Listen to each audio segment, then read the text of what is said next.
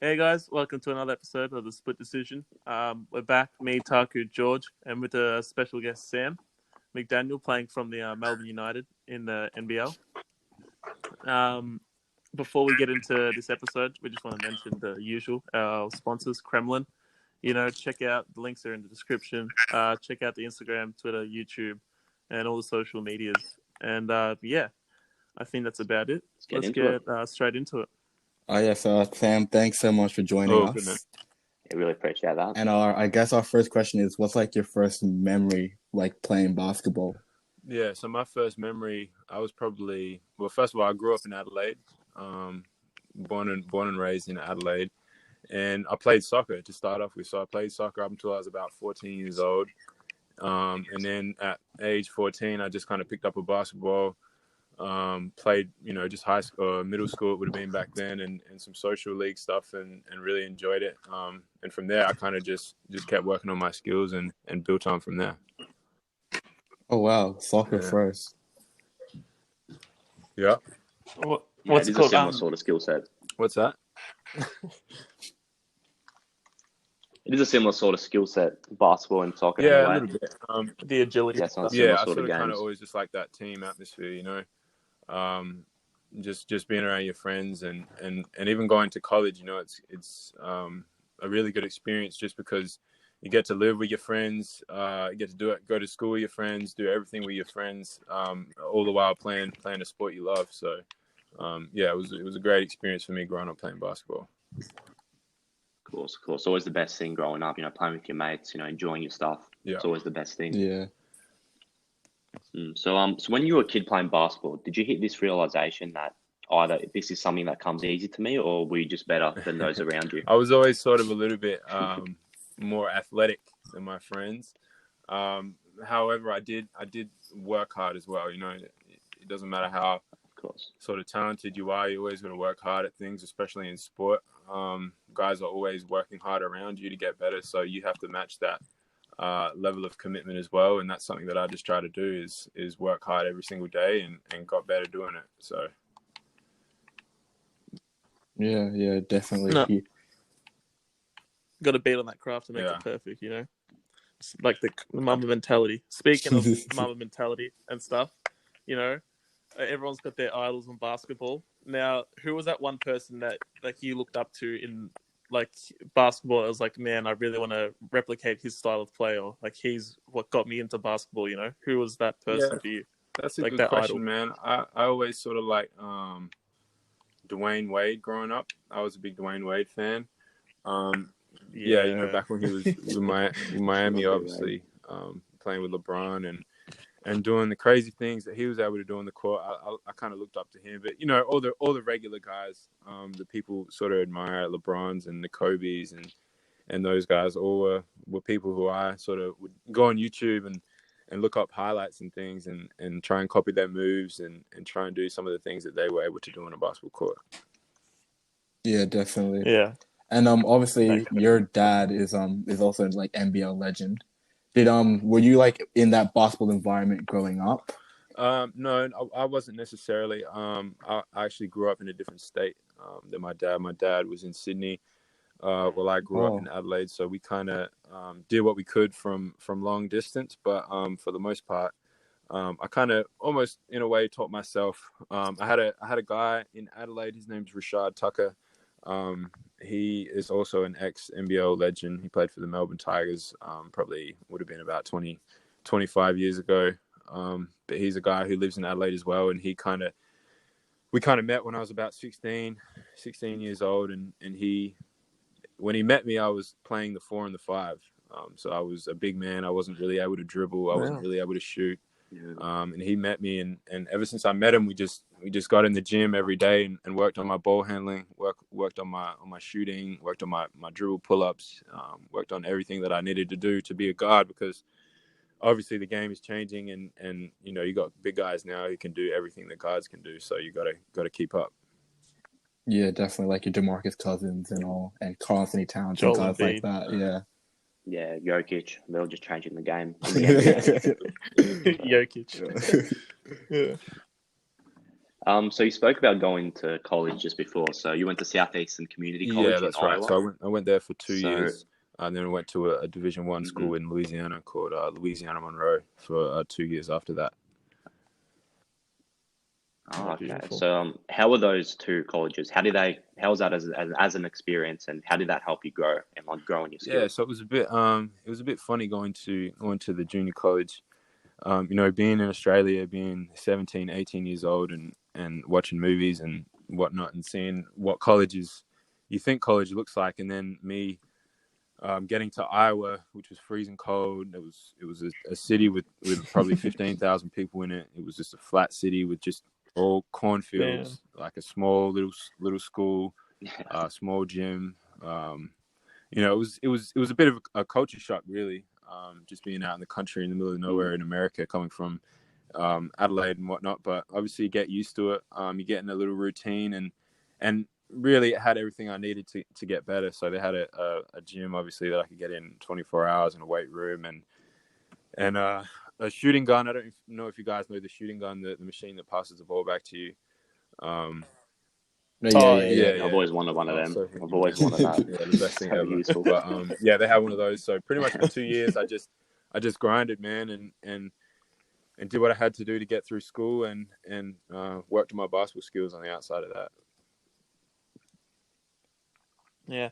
So you said you went from the Southeastern Community College to Louisiana Monroe Warhawks. That's correct? So how was that transition for you? Like going from one school to the next, getting to be able to adapt to the new players and the new environment around you. Especially Division One basketball sort of thing. Yeah, I mean, it was easy going from junior college to Division One, because Division One obviously is a lot better. The school I played at, there was a lot more people. The city, there was more stuff to do in the city. Like the weather was better, so it was just, not to talk down on the junior college I went to, because it was still a great school and they did some great things for me. But I probably enjoyed my experience at the Division One school more, just because of just a better environment in general to live in and to play in as well. So. And then obviously, obviously average 16 points, 6 rebounds, and 2 assists. And it's like, how did that help you try and like get ready to go pro, like that Division One sort of area? Yeah, it's it was good, man. It's a different game though, college and professional, obviously. I definitely think that I learned things, and I had to use things in college which may be a bit different here. For example, like in college, it's a lot more athleticism. You got guys dunking on every team, some high flying athletes. Guys who can really get above the rim in college. And over here in the professional league in the NBL, what I've found is they're obviously good athletes, really good athletes in the NBL, but it's more based around skill, tactics, game plans, and things like that. So I think in the States, I had to really kind of learn how to shoot, because I wasn't as athletic as a lot of the guys I was playing with, so I couldn't get to the basket. I had to really work on my shooting to be able to be effective over there. And then when I came back over here, I was a pretty decent shooter, and then I was able to use a bit more of my athleticism over here. Okay, yeah. Beautiful. So obviously going to the Southeast Australian Basketball League, that was a step up from university, as it's a semi-professional basketball league. So how was that experience, and how long did it take you to kind of get used to that sort of league and the game styles of that league? I played for Mount Gambier when it was called the Seabull. I played there for 1 season straight after I came back from college. It was good, man. It was a good experience. I really enjoyed playing for Coach Richard Hill at Mount Gambier. He taught me a lot of things and gave me an opportunity to continue to work on my game and get better. And I was able to have a pretty good. I ended up getting injured also during that season, but I think it was 8 or 10 games that I played, I was able to put up pretty good numbers. I didn't know what to expect going into that league, because obviously I hadn't been in Australia in 4 years. I hadn't really seen what the competition was like under the level of the MBL. So I kind of just went in there confident, and trusted my skills and backed the hard work that I had already put in. and was able to make an impact straight away. And I think that's what led some NBL teams to give me a little bit of interest. Yeah, speaking of those NBL teams, then later in the 2018-19 season, you joined the my beloved Melbourne United. Yeah. You know, so how was that feeling? Like that like first step of taking that first step into joining like a pro basketball team. You know, like what changed around you? Like the training, the people, like the environment. Like what actually changed around you? What was that feeling? Yeah, it's a great feeling, man. You know, Melbourne. I can't speak on any of the other teams. I'm sure they're all do things their way and do things well. But speaking in terms of Melbourne, is just such a professional team. Everything they do is on point. So I can't thank them enough for giving me an opportunity, bringing me into that organization. But yeah, it's good, man. Like obviously college, you've got things like physios and things like that. But then you get to a team like Melbourne, professional setting, and you got more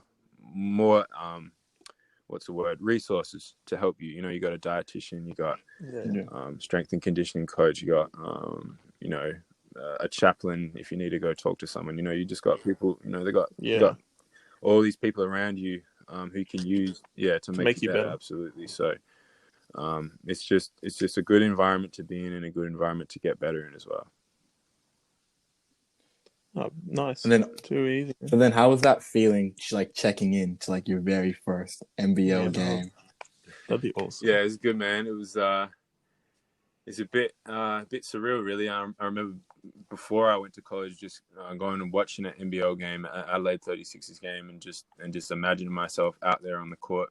You know, I just knew that I'd be out there one day, and now that it's finally, you know, started to happen the last couple of years, it's a surreal feeling. But at the same time, you know, after the first few seconds of being out there, you know, your adrenaline kicks in, and you have to kind of start really thinking about what you need to be doing there out on the court as well. So it's fun, but at the end of the day, once the ball starts bouncing, it's just basketball again. So, but yeah, it's obviously an amazing feeling.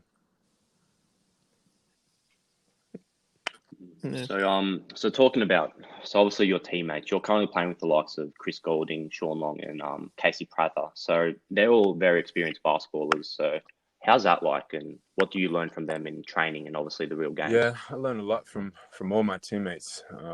You know, got some real veterans, like you said, Chris Golding and Dave Barlow, and then like some really talented young imports we had this year, and you know, guys like Mello and Sean Long. But yeah, you know, I just try and soak up information. Obviously, these guys are world class at the things they do, and I'm trying to be on their sort of level. So, you know, I just try and learn as much as I can. You know, obviously, Chris Golding is a guy that plays a similar position to me. So often I'd be guarding him in practice in the scrimmages and things, and just try and learn little sneaky tactics that he uses to get open, or things that he does where he's just really using IQ, you know, and try and learn things from him. And likewise with those other guys as well. Absolutely. So I think that's the best thing to learn from those experienced players, like their IQ, especially in those, you know, those real crunch situations. Vital. They're things you really need. So you've been across like a variety of places, like in your basketball career, from community college to Louisiana, Monroe, and then to the Seabull, and then now to Melbourne United. But what was your like favorite like memory of you so far in your career, like up until now? That's a good question, man. See, I haven't won a whole lot. I'm still chasing some championships. I think that'll be, when I eventually get one, it'll be the best feeling ever. But, you know, personal things, like I think I remember there was we had a back-to-back game in Georgia when I was playing in Louisiana, and I think I made like 11 or 12 threes or something in 2 games, and we won both games in overtime. I hit 2 back-to-back game winners, like two nights apart from each other. So that was a pretty special weekend for me. Be like a surreal absolutely. Feeling, like hitting back-to-back game winners. That's probably one of the times I look back and say, like that was it's a special moment for me. Damn. That's crazy. 2 back-to-back nights. Jeez. Yeah. Should have gotten a lot of attention after that. It's things that like people dream of. Just hitting those game-winning shots, man. In the driveway, just pretending, missing, like trying to hit one. Yeah, and you actually did it. That's so good. You know, in the driveway when you shoot your shot, and they're like, "Oh wait, you missed." Redo it. You add time on. A big topic we have on this podcast is the NBA GOAT. We've had some very controversial takes. But who is your the NBA GOAT? My NBA GOAT? Yeah. That is a good question. I will have to go with LeBron James. Yes. There we go. That's two of us. That's two of us. He's a man of taste. I mean, I think it's hard to obviously compare them. They play different positions and different eras. You know, things have changed with the way the teams are reffed and everything's changed. But if you just take it from, you know, an eye test, I just think LeBron can do everything better. You know, and I just think, I mean, for me personally, I'm 24 years old, so I grew up watching LeBron and I grew up watching Kobe. I didn't really grow up watching Michael Jordan, so maybe I'm a little biased because of that. But at the end of the day, it's a toss up, man. It's a debate that's probably never going to be ended. That is very What do you guys? LeBron, bro, that's so apparent. You switch every day, bro. Well, I'm a believer that LeBron's the GOAT, but these two others, Taku and Tom, do not believe that. I mean, like, I guess what you said, it is like it's an opinion. I switch a lot because I love all three of them. You know, they're all great in their own respective right. But you know, like every time I look at one stat, I'm like, man, maybe he is better than MJ, or maybe MJ is better than LeBron. But then like I look at Kobe, I'm like, you know, Kobe did some great things as well. Like, you know, he dropped He dropped in 6 games. He dropped. What did he drop in 6 straight games? It was like 40 points or something. 40 classes, you see. Yeah, he's having like over 40 points. Yeah, I think crazy. Even the fact that we are comparing LeBron James and his career isn't even finished yet. We don't know what he's going to do. Yeah. 3 years. I know. That's the thing. And then some saying this season he was going to win another championship. I don't believe that. I don't believe that, but, you know. What do you mean? He still is. What do you mean Giannis. He was going to win. Milwaukee was going to win. Milwaukee was going to win. Not Milwaukee. Giannis couldn't guard LeBron. Giannis can't guard LeBron. Well, this playoff still might be on, so yeah, hopefully if this whole quarantine thing's over, man. And then also we put out to our followers any questions that they want us to ask you. And one of the first one was from Adam Dalton. He asked, "What was your journey like to the NBL?" My journey, it was long, man. It felt like a lot of time grinding, but at the same time, when it's something that you love, it doesn't really feel so much like a grind. Really, just putting love and passion into something that means a lot to you. So, my journey has been, like you say, I've been to a few different places, been to the States and back home, played in a few different leagues back home, and I'm still young, obviously, but so far it's been very rewarding, and hopefully it can continue to move on an upward path. And then they say if you love what you do, then you never work a day in your life. So yeah, absolutely, that's a fact. That's it. We've got another question from one of our followers. He said, "How did you stand out from the competition around you?" I just think that I try to play the game the right way from a young age. I think that I've always been someone who's willing to pass the ball when I need to pass the ball, and just play my role. Even this year in at Melbourne, I've just try and do things that coach wants me to do the things that may not always show up on the stat sheet, but the things that help us win as a group. I think that's what makes a guy like myself stand out, but then also just try and outwork everyone, because while you're getting better, someone else is also getting better, and you want to get more better than them, obviously, if that makes sense. Makes just trying to outwork people, man. Can't stress enough how much hard work pays off. Now, this is our final question for the from a delusional St Kilda supporter. He's asked this question. What's it like being mates with superstar Sam McDaniel? Superstar Sam Alabakis. Superstar. Can't believe he's put that.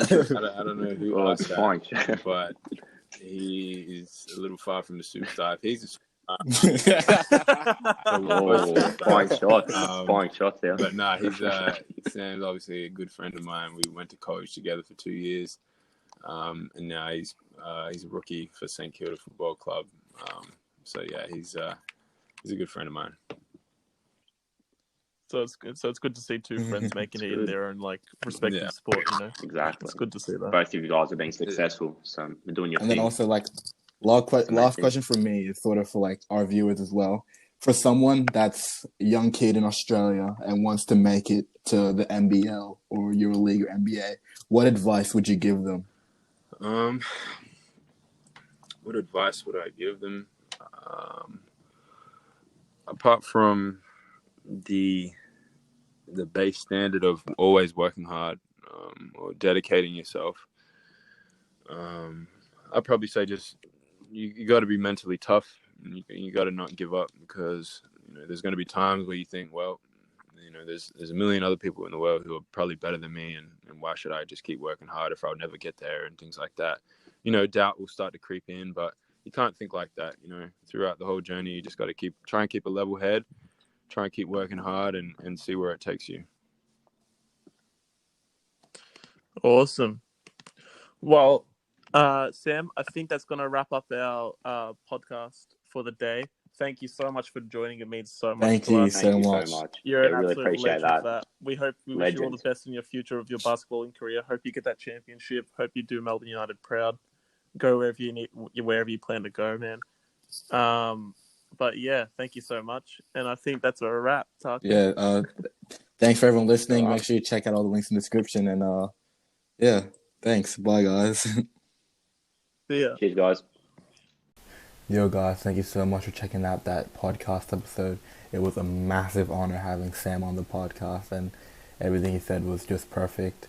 And so make sure you like, comment, subscribe, and we should have another podcast episode out this Wednesday. Anyway, peace. Fuck you, big boy with that big broom. Big boy, how I come through. Big boy with that brand new, cause I'm killing it.